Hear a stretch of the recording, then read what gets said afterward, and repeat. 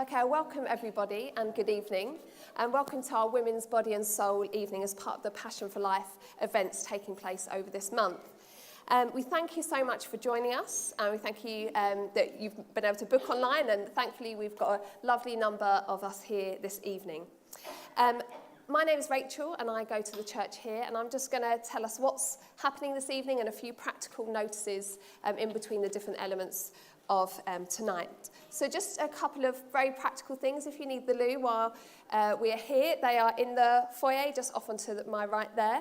And if you hear a fire alarm at any point go off, you go out the fire exit, which is the way in which you came in, just the main doors there. This event is being live streamed on YouTube. You won't be seen on camera, but if you are kind of walking around during the talk or going out to the toilet and you want to avoid it, then just bear that in mind.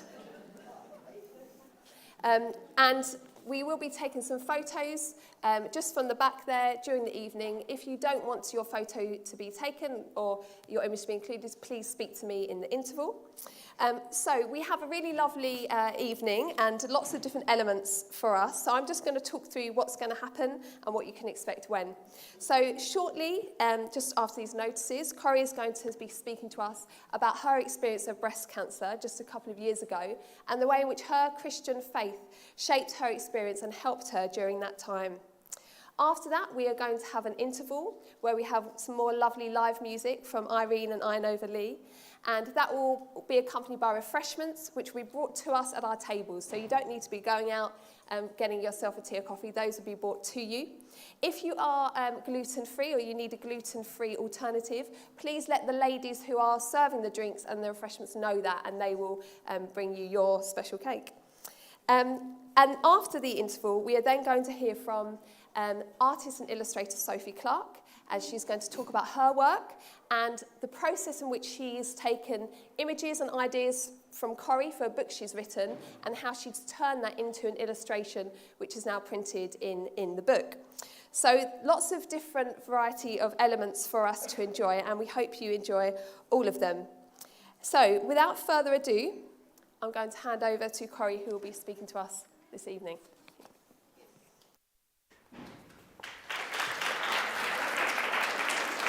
Cheers. Well, good evening, everyone. What a lovely lot of ladies. Great to see you all here tonight. Thank you so much for coming. It's been a long time since we've had this number in the church, so very special. Well, I'm Corrie. Most of you know me, but not everybody. So my husband is the pastor of the church here. I'm a mother of three, a son and two daughters. I've got my two daughters and my son's lovely fiancé here, so well supported, and my sisters and niece, so a lovely family connection here. So I've also got 5 little grandchildren under 3, so they keep me very happy and busy. I am part-time French teacher, and I've got some of my lovely students here. Where are they? I think they're at the back. There they are. So we meet here on Tuesday afternoons and have a lot of fun. I also like walking in the sunshine, don't you? It's been so nice, hasn't it? I especially like walking on the coast and the beach of the Gower Peninsula in South Wales, where my brother lives. But Epping Forest is not too bad either in the sunshine. I like reading biographies, life stories, true stories. I especially like having meals cooked for me. And at the moment, I enjoy doing Wordle, like some of my friends here. So that's a little bit about me. So someone once said, life is made up of joys, trials, and sufferings. Now think back over the past year or so of your life. Would you agree that there have been times of joy, times of trial, and times of suffering? I think we'd probably all agree to that, wouldn't we? Well, we had a lot of joy as a family in 2019. Our 2 daughters and their husbands presented us with the precious gifts of our first grandson and granddaughter. And my son had become engaged to his delightful fiancée. So it was all good in 2019. And then came 2020, and with it came coronavirus. And soon after that, was the beginning of my health trial of breast cancer. Well, 11 years before that time, at a routine mammogram, a cluster of malignant calcium spots had been found. I had no evidence at all on the outside there was anything wrong, but at the mammogram, these malignant spots showed up. And I had to have minor surgery on that occasion, and a short course of radiotherapy. So as you can imagine, in 2020, it was quite a shock to find out that the cancer had returned in exactly the same place. But this time I could feel something. It was like a hardness under the skin. So I spoke to the doctor, and within 2 weeks, I was at Whipps Cross having all the tests. So if you're 50 plus, I just want to say, please make sure that you have your regular mammograms. Very, very important. But whatever age you are, just be aware of any breast changes, and don't hesitate to contact your GP straight away if you've got any concerns. It will be worth it. So those initial appointments, when the diagnosis was made, were very scary. And some of you will understand that. As was waiting the results of the scans, which followed to see if the cancer had spread anywhere else. Well, thankfully, in God's kindness, in my case, it hadn't. But I would need to have a mastectomy. So in June 2020, in the middle of lockdown, I found myself in a prestigious private hospital in West London as a highly privileged NHS patient because Whipps Cross was not COVID protected.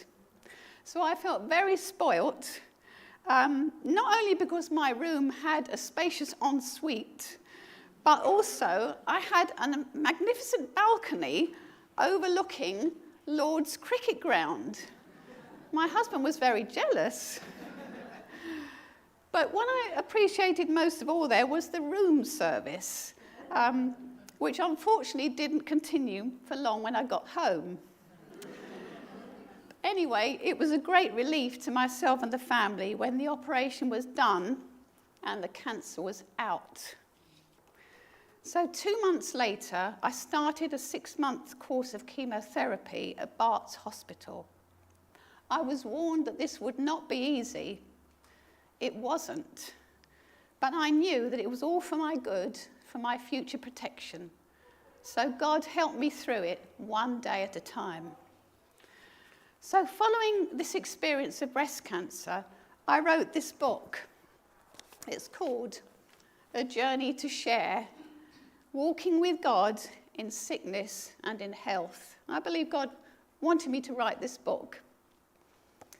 So tonight I'm going to give you a taste of some of the things in the book, hoping that you'll want to read it for yourself, because in it I share something of the health trial, but more importantly, I share something of the Christian journey through life in the hope that this is a journey that you will want to share.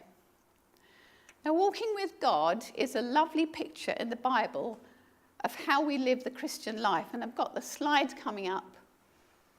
It's a lovely picture, isn't it, of a little girl with her father holding his hand, and that's really sums it up. Walking with God is walking next to him, keeping close to him every day. So, the big question is, how did walking with God help me through this trial? Now, lots of things I'm going to say are going to begin with P, so that should be helpful. It certainly helped me to remember them. So first of all, people. So God put good people around me. I felt I could trust the professionals who dealt with me.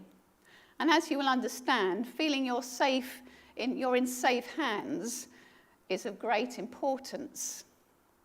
Now, alongside this, I had the support of my family and close friends, and that was absolutely vital as well. Having the right people to talk to really helped me to stay positive. And I was extremely blessed in this way with my husband, my children, my close family, my church family here, and many good friends, including you. Now, this links in nicely with words of encouragement. Now, let's think for the moment about the power of words. They can hurt or they can heal, as in the picture. The power of words. I'm sure you can think of examples in your own life of examples of both of these, when words have hurt you or words have really helped you. Now, when we're going through a difficult time, I'm sure we all agree that we need a lot of encouragement. Words have power to lift us or to crush our spirits. Now, I had an example of both of these following my first diagnosis in 2009.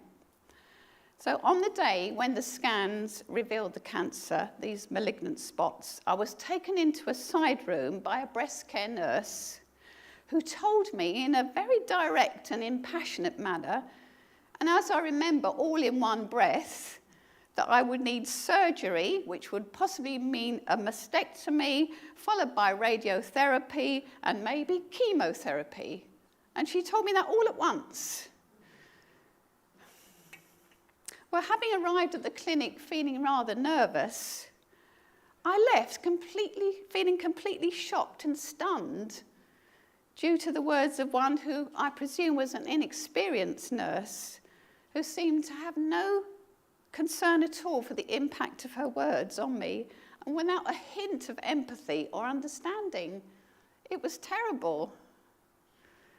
But by contrast, the consultant I saw on my next appointment did his very best to reassure me that this condition, which is called DCIS, ductal carcinoma in situ, was very common, easily treatable, and that I should only listen to him.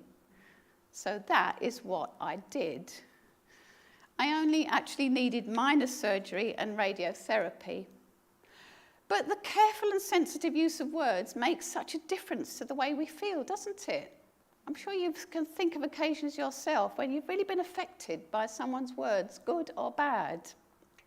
I also remember two people's comments after I'd completed the first cycle of chemo. One said to me, "Well, you've still got a long way to go, haven't you?" And the other one said, "Well, before you know where you are, it'll be Christmas," because that was when I was going to finish. Well, which one do you think was more helpful? Obviously the second one, wasn't it? I was ticking off the days on my calendar. My husband was very good at encouraging me. Only 6 days, next 6 weeks left, and so on. But how good are you with words? How good am I with words? Really, I don't think I fully understood how essential words of encouragement were until I was in the position of needing them myself. And I really learnt from this. So, another P, God's plan. Now, on getting the diagnosis, I had to ask myself the big question, is God always in control? I'm sure you've often asked that question yourself, even just looking at the news. So on a personal level, was this illness in God's plan for me? You see, I've been a Christian for over 30 years, and I was very familiar with this verse which says, "And we know that all things work together for good to those who love God, to those who are called according to his purpose." All things work together for good? Could I really believe this now? Was this serious health problem really going to turn out for the good of myself and for the good of my family, even for the good of my friends? Well, this certainly played on my mind through long nights. Could I still trust God? I must admit, it was hard at times because doubts and fears would creep in very easily, and Satan was never far away to put these doubts and fears into my head. But one thing I never doubted was that God was still with me, even though I didn't understand why this was happening. So what helped me? Well, firstly, I'd been through trials of various kinds before, and God had proved faithful and he'd led me through them. Secondly, although the diagnosis came as a shock, I know that nothing takes God by surprise, because I believe that he's all-knowing, all-powerful, and all-loving. So each time these fears arose, I consciously called these truths about God to mind, and then I felt calmer and safer. Thirdly, Christians believe that everything that happens to them is foreordained, in other words, planned by God, including the length of their lives. There's a verse in the book of Psalms, and it says, all the days ordained for me were written in your book before one of them came to be. So God has already worked out how long we're going to live. Nothing's going to change that. So as a Christian, I came back to the premise that God is always in control and everything happens for a purpose. Nothing is random. And that really helped me. You see, even the difficult things that God allows us to go through are for a reason. If we're walking with him day by day, he sets our course and he constantly oversees it, watching us, keeping his hand on us. And he even weaves the hard things into his good plans and purposes for us. Let's look at this picture. Now, you might see that what this is, it's the back side of a tapestry. Now, have a look at that picture, and you can see that all the threads look messy, don't they? But when it's turned over, and we see the next picture, can you see that every thread is seen to be in the right place? And even the dark ones have their place. They're just as important as the brightly coloured ones. So that's how God weaves the dark things into our lives, because they actually all fit in. Only he knows the finished item, of course. So moving on to the next point. At the time when coronavirus was starting to rear its ugly head, and just before I had the diagnosis of the breast cancer, I remember saying a prayer in this church, beginning with this verse from the Bible. And I think, yes, here it goes, yeah. So it begins by saying, God is our refuge and strength, an ever-present help in trouble. And that was how I started the prayer before I knew that I was going to become ill. Little did I know how relevant those words were going to become to me in the months ahead. So that leads us on to God's presence. So next slide, please, Pete. So God's presence. Now, you might question me, how can God be present with you when he's up there? So I'm just going to try and explain that God's presence with us in trouble, or not just in trouble, but any time, any day, God's presence with us comes in various ways. One of them is through prayer. So the first one I'm going to speak about is prayer. Now, speaking to God, who's the creator and the sustainer of the universe, and knowing that he's listening is truly amazing. Prayer brings us into God's presence. It doesn't matter where we are. We could pray in our kitchen or in our hospital bed just as much as we can pray in a church or pray outside in an area of natural beauty. We can pray anywhere and God will hear us and listen to us. Nor does it matter in what circumstances we find ourselves, in calm or in crisis, in sickness or in health, in joy or in sorrow. God wants us to pray in every circumstance of our lives. Asking for help, saying thanks, saying sorry. We can do all those things through prayer. You see, God is not a distant power source. He's a personal God. He's a heavenly Father who cares about his children, and he loves to hear his children speaking to him. And that's what prayer is. Now, looking back to 2020, I was praying all the time for God's help. And just as importantly, many people were praying for me. Lots of them were in this room. My family, my friends were praying for me. So many people. And it made such a difference because I could feel the results of those prayers in my heart, in my mind, in my life. Now, you'll read of answers to prayer in the book, so I'm not going to tell you all of them. But in a way, we will never understand how God's purposes are linked with our prayers. We'll never understand that, but they are. God's purposes are linked with our prayers. Now, God may not always answer our prayers in the way we hope or expect. I read a great line the other day. It says, God is faithful, but he is not predictable. So he doesn't always answer our prayers in the way we expect. His ways, we're told, are not our ways, but his ways are best. Because we know he loves us, we have to trust that he knows what he's doing, even if we don't understand at the time. So God's presence through prayer, then God's presence through peace. The next one. Our prayers may be answered through being given a sense of peace in the midst of a fiery trial. Now, fear, I'm sure we all agree, fear can take quite a grip on us when we have health problems. Agreed? We're prone to think the worst, and we go from 1 to 10 on the anxiety scale very quickly. Is that true? Yes, it is, isn't it? Now, Jesus understood human nature very well when he said, who of you by worrying can add a single hour to his life? You see, worrying is our natural reaction. Sadly, that's how we are. We're worriers, aren't we? I have to say that I felt very fearful the night before I had the scans to see if the cancer had spread.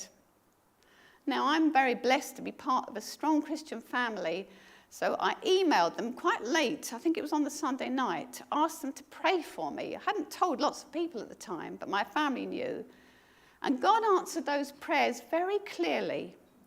I had some wonderful messages of encouragement, and then the next day, when the scans were actually taking place and I was lying under these big machines, I had an overwhelming sense of God's peace.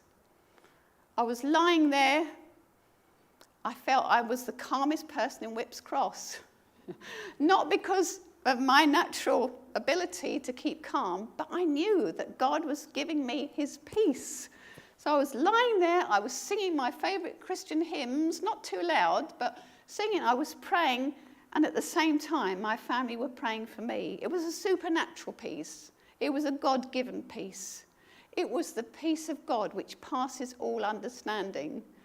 You will understand that now, because if you were in that situation, you wouldn't feel at peace, would you? And it was such a contrast with the night before, when I'd literally been shaking with fear. So, peace. And now, providence. The word providence is when God sees what we need and he puts things or people in place for us just at the right time. It's, of course, where we get our word provide. Now, I'm now going to give you an amazing example of God's providence when I was in hospital the first time for the minor surgery, when I had the first episode of the breast cancer. Now, at the time, I was reading this book, and it's called Joseph, the Hidden Hand of God. And you will know which Joseph in the Bible this was because of the colours. Joseph, the coat of many colours. And he's one of my favourite Bible characters. So I was looking forward to reading this book, and I decided to take it into hospital with me. And it's called the Hidden Hand of God because God was at work behind the scenes all the time in Joseph's life. Many bad things happened to him, starting with his brothers planning to kill him because of their jealousy of him, because he was his father's favourite. So you may remember the story. They flung him into a well, a pit, and then they changed their mind and they got him out of the pit and they sold him to traders on their way to Egypt. And in Egypt, after a while, he was wrongfully thrown into jail, into prison for a crime he didn't commit. And he stayed there for quite a while. So he went from one trial to another, but we're told in the Bible that all through his life, God was with him. Through every trial, God was with him. And he was leading him step by step to become the equivalent of the Prime Minister of Egypt, saving many people from famine, including his own family, who came bowing down before him, asking for food, just as the dreams he'd had predicted when he was just a young boy. So I took the book in hospital with me, little knowing that God's providence was going to be all around me that night in a very special way. Let me read from the book, pages 50 and 51. Let me read you from the book what happened. So I was in hospital, and I just had the operation to remove these cancerous spots, and drifting in and out of sleep as the anaesthetic was wearing off, I saw the face of a nurse leaning over me, a male nurse. And he said to me, as I was coming round, "My name is Joseph." Wondering if I was dreaming, I asked him to repeat it. Had God sent Joseph to me? Next, he asked me what I did. So I told him I was a pastor's wife, adding, "Best job in the world, telling people about Jesus." He agreed, saying that he was a Christian too. He then asked me if I did anything else. So I told him I was a part-time French teacher. He said he loved France and would bring me some French magazines, which he happened to have at the hospital.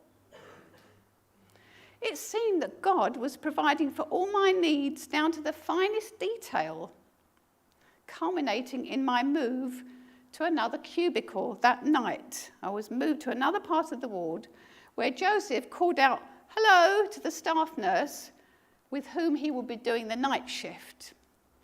Can you believe this? Her name was Mary. So I was in very good hands with Joseph and Mary looking after me during the night shift. Now, all night long, Joseph kept popping back to see me and check on me, bringing me tea and biscuits, the 2 French magazines he'd mentioned, a Christian theology book, the evening schedule for Premier Christian Radio. Was this a tailor-made angel God had sent me? He also told me his life story, and it became clear that he was quite isolated as a Christian. I think I was able to encourage him a bit, and I suggested that my husband could meet up with him. All the time, I was thinking about the book in my bag. And I felt prompted to say to him eventually, "I've got a present for you from God. It must be for you because it's got your name on it." So when I handed it over to him, he was delighted. I was so glad, and in the midst of much receiving, me being on the receiving end, I now had the opportunity to give. God had kindly set that up for me too. So providence was all around me that night, with God putting that person in place for me, so meeting all my needs. It was an unforgettable experience of God providing for all my needs and more in ways that only he could have planned. So prayer, peace, and providence are all ways in which we're aware of God's presence with us. Besides that, he promises to be with us and help us. And in the next slide, we've got the picture of the rainbow. Now, all these illustrations, apart from the rainbow, all the others have been done by Sophie, who'll be speaking later. But Maria has done this beautiful rainbow, hand-drawn, and it's a sign that God keeps his promises. And God makes wonderful promises to us.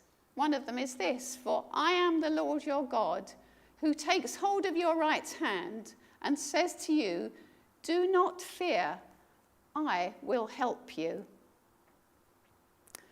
So that's an amazing experience, isn't it, of God being so personally involved with us that it feels like he's holding our hand, just like I felt in the hospital, that he'd been acting on my behalf all the time. So what we're going to do now, we're just going to have a little break when we're going to listen to Inova and Irene. Now, we're very blessed to have the privilege of lovely musicians here. Sorry, this isn't the break time, by the way. Okay, this is just a 5-minute break between my first and second half. We've had the long bit, there's going to be another short bit, then there's going to be the refreshment break. But we're going to ask Irene to sing a lovely song which I think echoes some of the words that I've been saying tonight so far. So thank you, Irene and Inova. If you want to follow the words that Irene's singing, it's going to put them on the screen. But you can just listen or as you wish.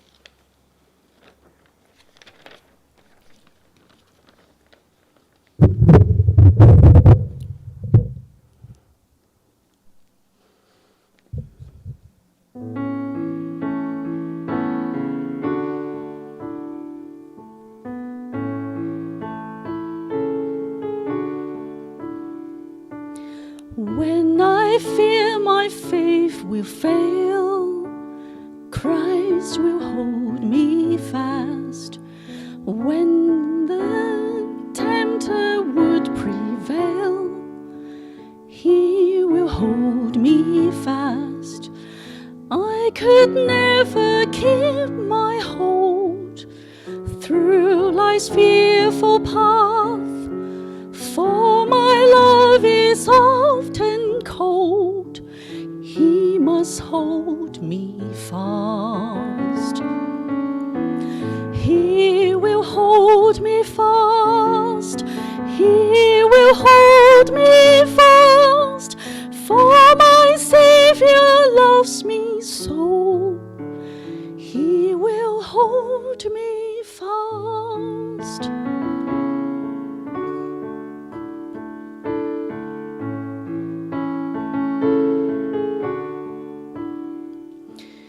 Those he saves are his delight. Christ will hold me fast. Precious in his holy sight, he will hold me fast.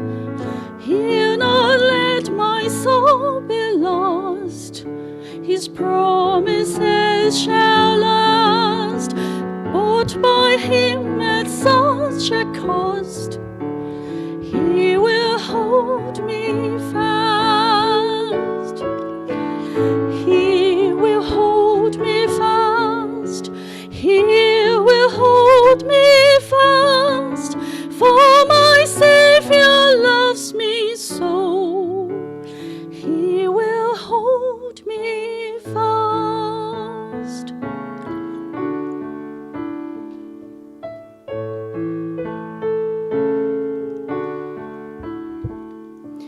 For my life he bled and died.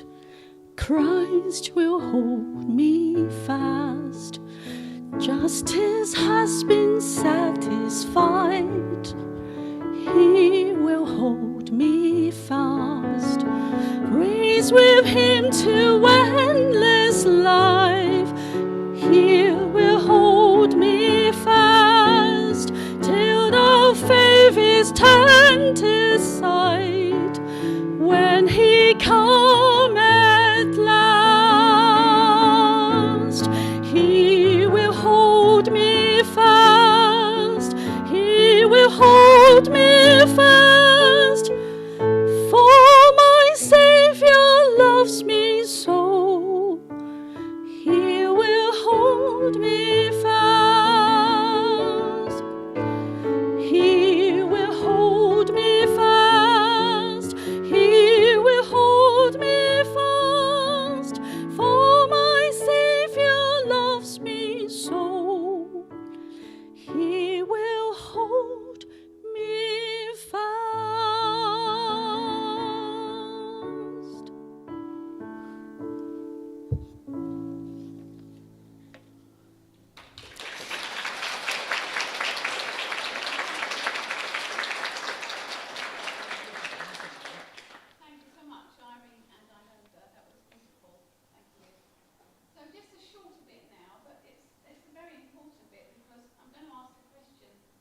is God's purpose in allowing suffering? Now, there are a number of answers that could be given to this question, and I'm just going to give 4. And the first one is this. Pete, if you could put that up for us, please.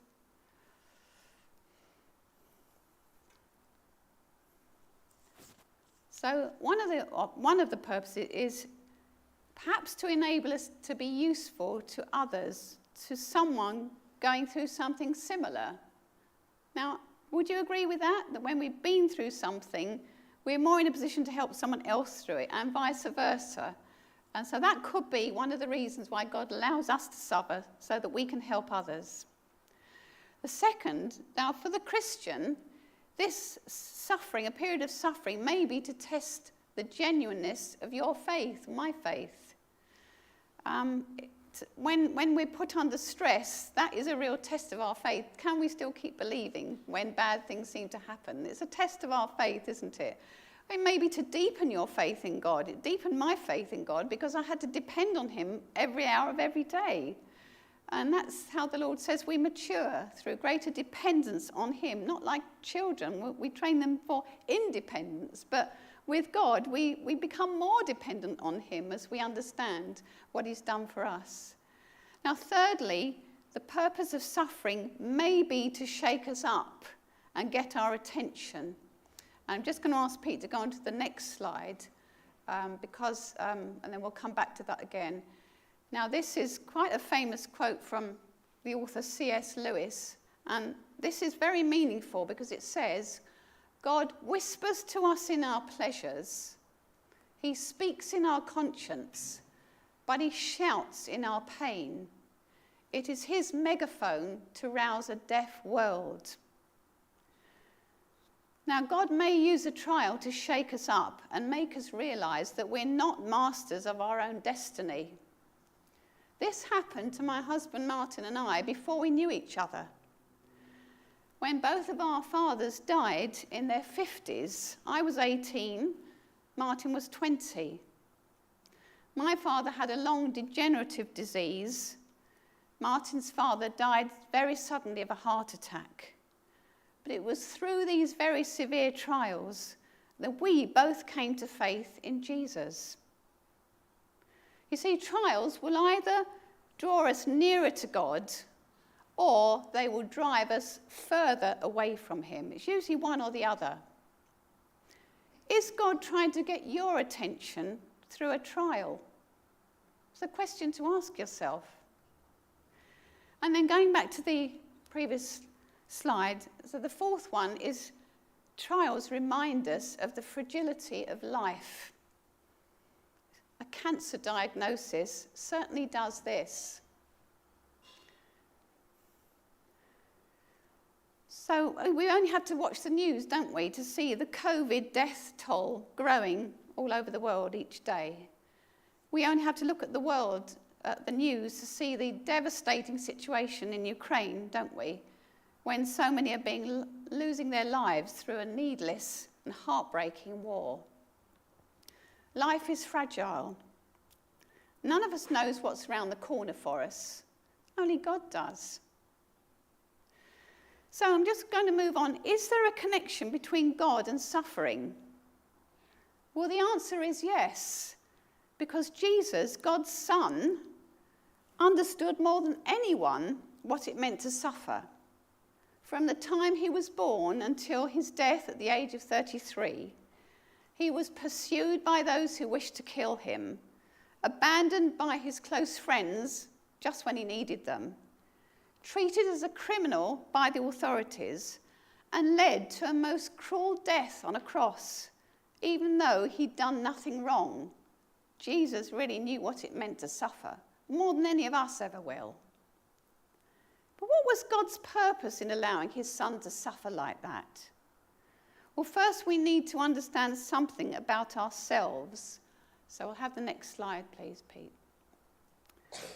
Well, the bad news is that we are separated from God because he is 100% pure, and we are all spoilt by sin. Every one of us is spoilt by sin. You see, sin is not primarily the wrong things that we do or say or think, well, those are quite often wrong, aren't they? We know in our hearts when we have wrong thoughts and wrong actions. But sin is not primarily that. Sin is primarily the fact that we like to live a life that's independent of God, doing our own thing, pleasing ourselves, doing things our own way, and just calling God in from time to time when we need a bit of extra help, or for some nice words at weddings and funerals. You see, we try to manage. We want to live without God. We want to be in control of our lives. But you see, that's not how God intended us to live. He made us to live daily in a close relationship with him, recognizing our complete dependence on him for everything, including every breath we take, is because God allows it. It's hard to believe that God can love us when we're only too pleased to receive his good gifts. Health, strength, food, sunshine, we're only too pleased to receive those. But we quite easily ignore him and turn our backs on him and don't even bother to say thank you for most of the things that we have. And yet, God does not give up on us. Even though we turn away from God, God does not give up on us. And the next slide shows what he has done. You see, this is the reason God allowed his son to suffer. Perhaps the most famous verse in the Bible, for God so loved the world that he gave his one and only son, that whoever believes in him shall not perish, but have eternal life. You see, it's at the cross that we see how loved we are. When Jesus, who is the only one without sin, took the punishment that we deserve so that we could be forgiven and receive eternal life. Yes, life beyond death, where there'll be no more suffering, there'll be no more pain, no more tears, no more death. That's what God offers us in Jesus, because he has paid the punishment that we deserve. Now, life is fragile, isn't it? We've all seen the rising death toll from coronavirus. None of us knows what's round the corner for us. Only God does. So I urge you to accept that you are a sinner like me and receive God's forgiveness, ask for God's forgiveness, and all the priceless gifts that come through Jesus. Now, when we put our faith in Jesus, we come into the safety of God's protection.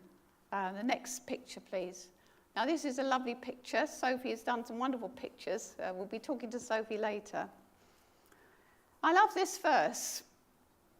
When we put our faith in Jesus, we come into the safety of God's presence. And the verse says, he will cover you with his feathers, and under his wings you will find refuge. What a lovely picture this is of God's protection to us.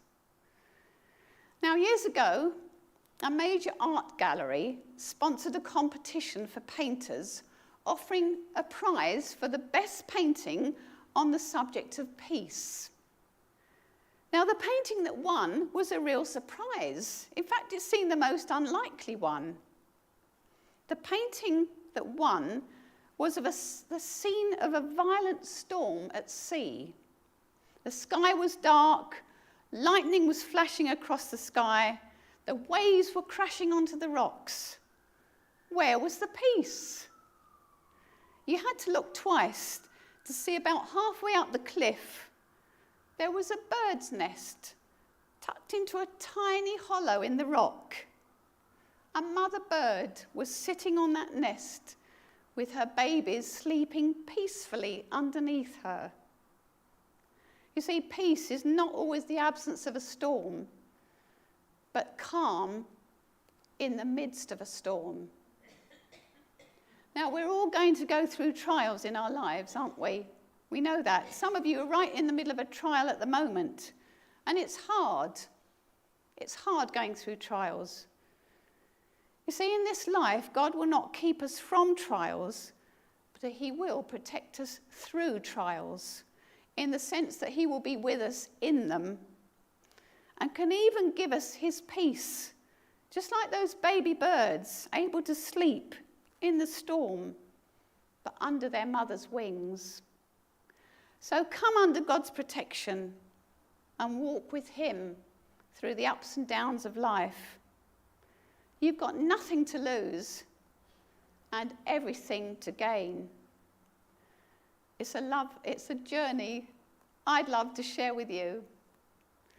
So thank you for listening, and now we'll have our break.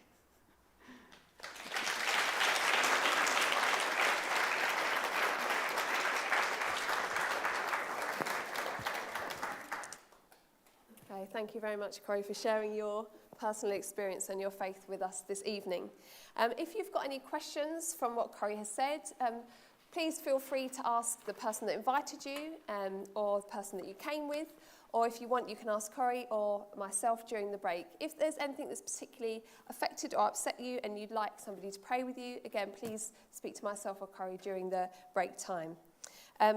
Just a little bit of advertising now. So Corrie has written this book based on her experience, some of which she shared with us this evening. We do have some copies for sale this evening for £5.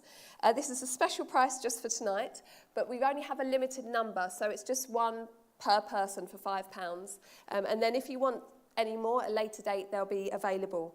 If you have cash, you can pay with cash, but if you don't have cash and you would like one, there's in the foyer there's a piece of paper you can write your name and email address, and you'll be sent the details to which you can then do a transfer if you don't have any cash on you this evening. So as we said, it's now time for some more lovely music and some refreshments being brought to you, and please remind the ladies if you need the gluten-free option. Enjoy.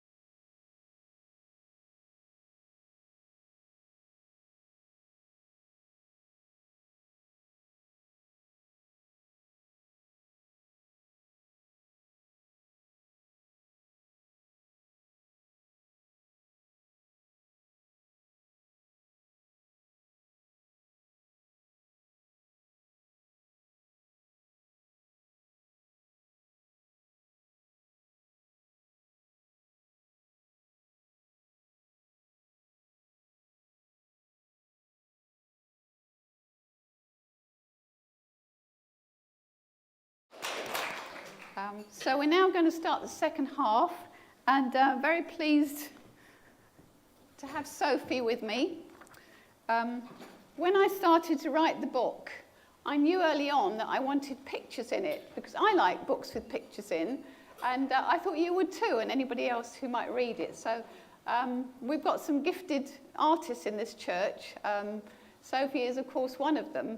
So I'm just going to ask Sophie a few general questions first before we talk about the pictures in the book, okay? So, yeah. Sophie, well, when did you first become interested in art and thought that you might even become an artist?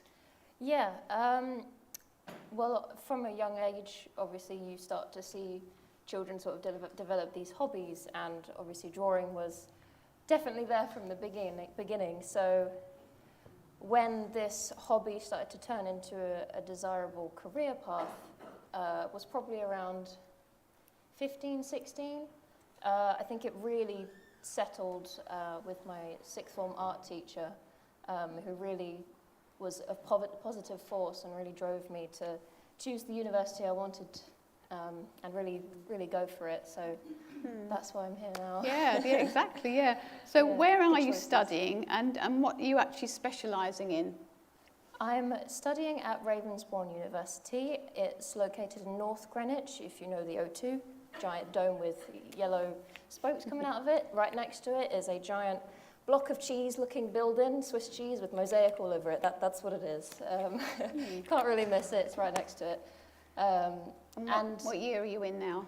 I'm in my final year now, so I'm graduating this year in June, and then I'm off into the world doing something, I don't know. And so the course that I'm currently doing is called Illustration for Communication, which specialises in basically turning words into pictures that will create a message that people will understand. So, yeah, sounds fascinating. Now, I think you've got some samples of your work to show us, which would be great. So could you kind of go through them and explain the significance of each one? Of course, yeah. Thank you. So a bit of context, I put down Fantasy Illustrator there because very juxtaposed to the book. It's not my usual style, but that's part of my job as an illustrator and an artist, is to adapt to different requests and different commissions like this one. So if you think Fantasy Illustrator, you think Middle Ages, sort of 500 to 1500 AD, but make it weird and magical. And that's kind of my specialty. So this is an example. This is line work. So on the right-hand side of the screen is sort of how the line will look before the colour, and then the colour comes in. And this is a good example of fantasy illustration that I will do. It's a mermaid-type creature, but obviously there's different ways you can do things with mermaid creatures and lots of different... So this mermaid is specifically inspired by a koi fish, because you can see the patterns on there.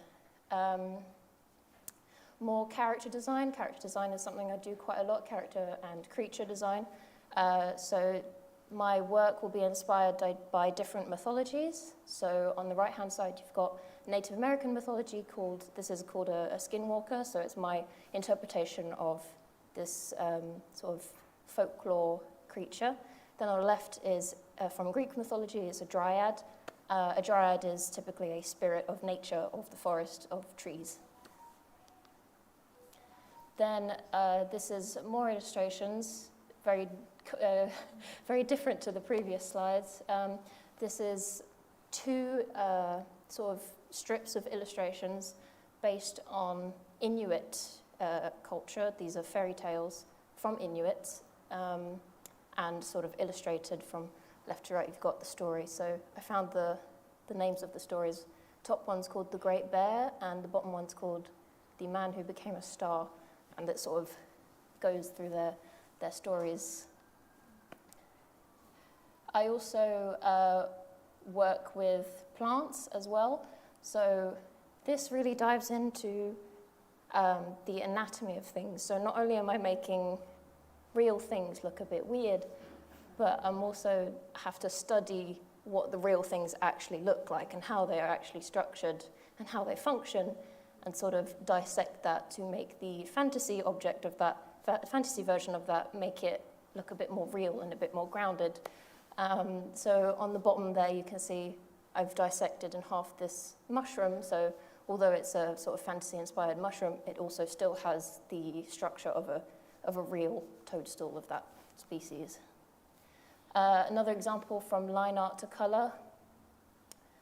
My backgrounds will change slightly to sort of see the line clearer. And this is another example of how I sort of plan out my drawings before I start coloring them. And you can see in this one how the black lines completely fade away as I color. And that's, again, another method that you sort of experiment with. This is another in the realm of creature design. Obviously, this is inspired by a hummingbird, but also has got more reptilian-like features. This is actually one of the first mythological creatures that I created myself, because that's what I thought I'd really like to get into. There it is again on the left, but with anatomy studies instead. So again, it's actually studying the real-life versions of what I'm trying to draw and translating them into fantasy. This was actually pieces for an exhibition at University College London, who were doing an exhibition about mirrored anatomies, and they wanted people to submit work that were inspired by anatomy. And I think I was the only one in there that actually did fictional anatomy. And I think this is the last one. This is something I've gotten into recently. It's cartography.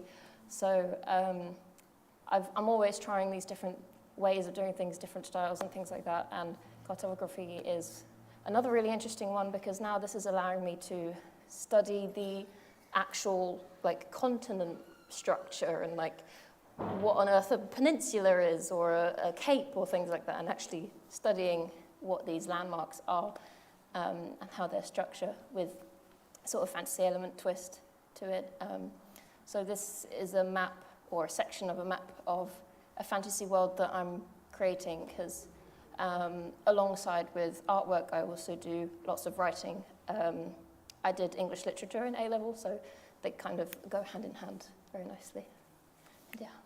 Fantastic. Well, so what a privilege I had to have such a gifted artist drawing the illustrations for the book. So, yeah, I mean, obviously the ones in the book are quite different from your own style, aren't they? So tell us the process of creating those illustrations, how it started. I mean, I just sent you pictures from Google that I liked, didn't I? Yeah. So take us through the process. Yeah, of course. So obviously for another sort of boring part of my job is the admin stuff, sort of the legal stuff. Like, you can't take images from Google Images because that's copyright infringement. So I can't do that. So the images from Google is what we would call reference images. So when I say reference images, I do mean an image that Corrie gave me and would like my drawings to be inspired by this image.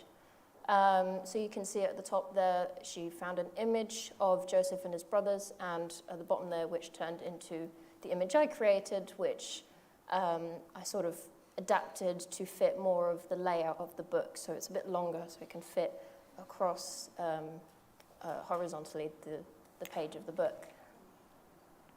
This one is where we started to sort of explore the colours a little bit. And one of the illustrations, Corrie said she wanted a tree. She didn't specify which tree, so I chose a willow tree because the quote there, I can't actually read it from here. I made the text too small, so that's great. But the willow tree actually has many, many connotations with healing and the flow of water and sort of trials and tribulations and such like that. So I think it was to kind of illustrate the power of words to harm or to heal, and this tree looks very healing, doesn't it? Like really well chosen words. Yeah. But I think what the quote is actually saying, though, if I can remember, is that the bark of a willow tree is actually one of the ingredients they use in penicillin, or another painkiller of such. So that was for that. Then another thing here, so Corrie gave me a picture of which she wanted to use this image of a woman in a wheelchair. However, obviously, it doesn't show the wheelchair, so this was for me to research further into how to draw a wheelchair to sort of finish the illustration from these pictures. This is another example of where the sort of final image and the reference image are completely different. So obviously this is the ark, and the illustration ended up the ark facing the other way with tiny, tiny animals all around it. This is an interesting one. So part of my job as an illustrator is to show inclusivity and diversity throughout. So I picked this image to show because this is where I wanted to show not just a person walking along, but this is, so I've drawn here very subtly the skin condition of vitiligo, which is where you have different patches of different coloured skin due to lack of pigment in your skin, which I've always found is quite a really fascinating look on a person. So that's made it look much more interesting, didn't it, than the flesh coloured one? It's subtle, but it's there. So some reference images in my illustrations will be quite similar, but to sort of hit the nail on the head, as it were, is to sort of adapt these illustrations to enforce the message a bit more. So obviously the difference between these two signs are very sort of fitting to where they're actually heading. And then I think this might be the last picture. This is a good example of me using Corrie's reference image to sort of correctly proportionize the child image. So it actually, what I'm drawing, it actually translates into what you're seeing is a child. So this was over the course of 3 months of working from home as well, which proves to be quite difficult when you've got a cat that likes to sit on your laptop and not let you work. So there she is trying to get my attention. Sophie did a great job, and under fairly strict time conditions as well to get it all done. Just going back to the slide before with the peek behind the curtain, this one was in the last chapter of the book, isn't it, on a taste of heaven. So the book finishes with a taste of heaven, which is obviously a very lovely way to finish a book. And in the book of Revelation, which is the last chapter of the Bible, it's as if we're giving a peep inside of heaven. And I thought this was a great illustration that Sophie had done, this little boy peeping behind the curtain, and we've just given a little taste of what heaven will be like. So that should whet our appetite. But yeah, Sophie was great to work with. We did it all via WhatsApp messages, didn't we? Mostly. So I would send her the picture, the original one, and then she'd send me back something and say, do you like this? And I'd say, well, could we have that a bit bigger, or could you make the face look a bit happier, or so on. So we had this dialogue all the time on WhatsApp on each of the 63 pictures in the book. So it was an interesting process, but it was really enjoyable, and I felt I learned a lot more about art through knowing an artist and having that direct input into the book. So there we are. So the book was finished about 3 months ago. We've had a few printing problems, so we've only got 90 copies at the moment, but there will be more. But I hope that you will read it. I do feel that God led me to write it. Maybe that was one of the main reasons why I went through breast cancer, was for me to write a book and for you to be here tonight to hear about that experience and how God helped me through it every day. So I think that's about it, isn't it? Oh, no, I forgot to ask you. Yeah, what are your hopes for the future, Sophie? That can go in many directions. I think the aim would probably end up, I'm a real big fan of movies and video games, so obviously they have a hugely growing art department, and so to get on a team of artists working for entertainment media would be the really top goal. Right, yeah. But in the meantime, you are doing bits of private work, aren't you? Obviously this project was a private. What other projects have you done? Yeah, I have other sort of individuals that come up to me. It's like, oh, you're an artist, right? You want to draw? It's like, yeah, of course I'd like to draw. So for a year now, I've been working on a board game design where I'm drawing 60 different illustrations across like large deck of cards for a board game based on snails. So I've had to draw a lot of snails. But I learned a lot about snails. That's quite fun. They're really good snails, I have to say. They're good snails, different backy snails. Another would be I had a small job to do some storyboarding for a friend of mine who wanted to write a script for his own feature film.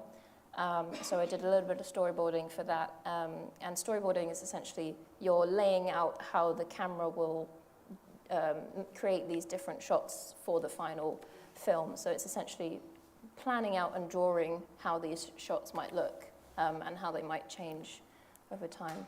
I've also done some creature work as well, some creature design for this same person as well, fit for a fantasy realm that he's using to sort of narrate his story as well. That's great, yeah. And one day I think she's going to be a lecturer in art, don't you? With her communication skills as well as her artistic skills. So, so thanks so much, Sophie. It's great that you've been willing to talk to this host of women tonight at your young age. And I'm sure you've been fascinated by what Sophie has shared with us. So I'm just going to finish now and just say thank you. Then I'm going to hand back to Rachel. But thank you so much, everybody, for coming tonight. It's an absolute joy to be with you all. It really is. Very, very special indeed. And I hope we'll see you again soon. So I'll hand back to Rachel.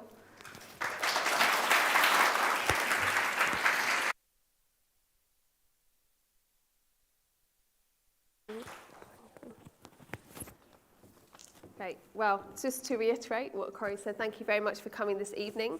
Just a few final notices. If you would like to find out more about what Corrie has spoken about, obviously the most obvious thing is the book, which is for sale tonight for £5. If you're interested in any illustration, you can speak to Sophie, or any thing you might like her to work on. Sophie's got her business cards as well.